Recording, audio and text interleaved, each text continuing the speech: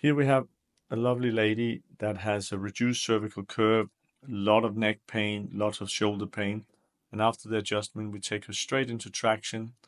We anchor her thoracic spine, and then we apply a backwards load on her neck with weights over a fulcrum, over what is called a D roll. And that way, slowly over time, we rebuild the cervical curvature.